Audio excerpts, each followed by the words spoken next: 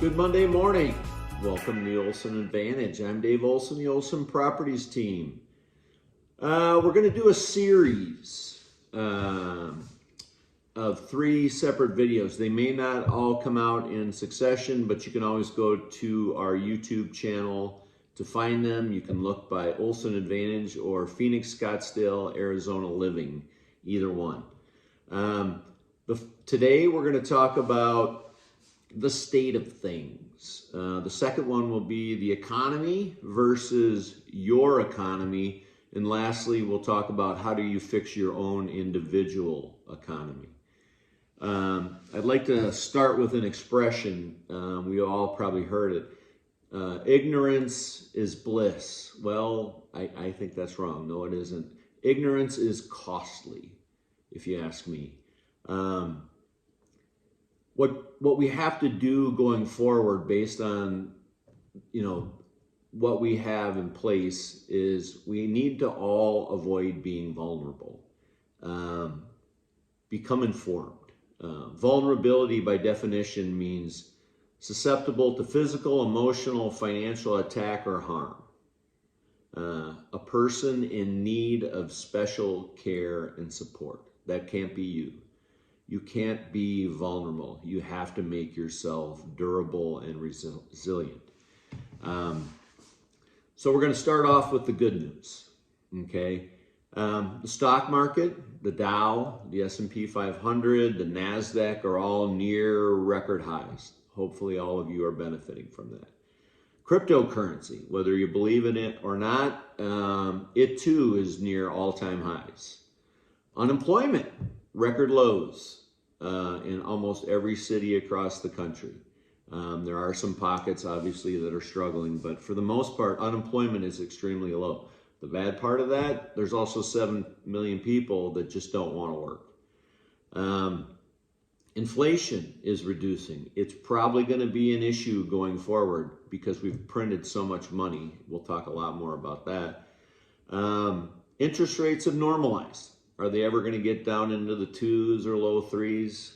Who knows? But I wouldn't count on it. I wouldn't plan on it. But, 5s and 6s is where we've lived forever. So they have normalized. Regarding housing specifically, there are 132 million occupied households in the United States. 27% or 35 million are owned free and clear, no mortgage. 9% or 12 million are owned with a mortgage rate of 3% or lower. Congratulations. 14% or 19 million are owned with mortgages between 3 and 4%. 8% or 10 million have interest rates between 4 and 5. And only 8% or 11 million of them are over 5%. And that number will obviously climb as long as we stay above the 5s. That leaves 34% of the population, or 45 million people, are renters. That is not a good thing, but unfortunately, if people don't change their circumstance, that number will grow. Affordability will continue to be a challenge, and we'll talk about the why of that going forward. The cost of building a house is not going to get less expensive. There's nobody that wants to work. The average, now for the bad news, the average construction worker with 5 years of experience is nearly 50 years old, with 5 years of experience or more. For every 7 that retire, there is only 1 person with experience of over 5 years. Speaks to the potential quality of the homes being built. We've touched on that many times. Do not buy new construction without an agent. Preferably do not buy one that's a spec home. Start from the ground up and make sure that your agent puts in place and works with a company that can watch and monitor this process. You're going to have tons of pushback, but monitor that process as you go along. You don't want to wait till you get a roll of blue tape to figure out, you just invested an awful lot of money on a home that's going to do nothing but drive you nuts. More bad news.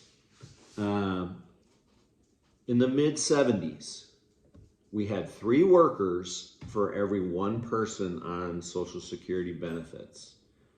By 2035, we will have 1 worker for every 3 people that are benefiting from Social Security, if it's even still around.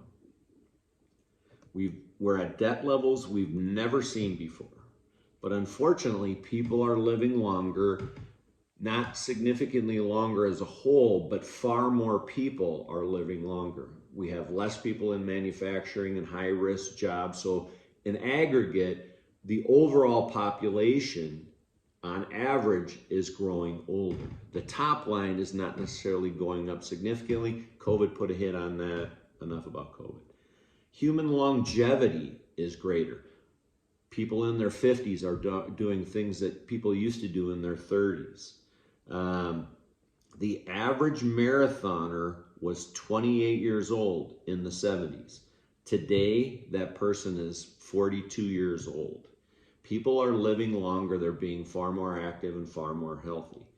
NIPY, which is NIPY, or non-income producing years, basically from the point you retire beyond, those numbers are increasing. So you have to have more reserves in order to have a quality of longevity when you do retire. So those years are growing significantly across the spectrum, which is going to put more pressure on the system. Medicare, Medicaid, and Social Security, and this is from the Congressional Budget Office, is saying it will probably be bankrupt in 10 to 15 years. So you can't count on it. I've heard that for 20 years, but it was just kind of bantering. Now the Congressional Budget Office is telling us that. We've kicked the can down the road ever since 1913, when the Fed was enacted, which is not a government, group. It's a group of bankers that got together and created the Fed, and since then has been a printing press of money. Our taxes go to pay the interest on our debt, and it goes to these bankers.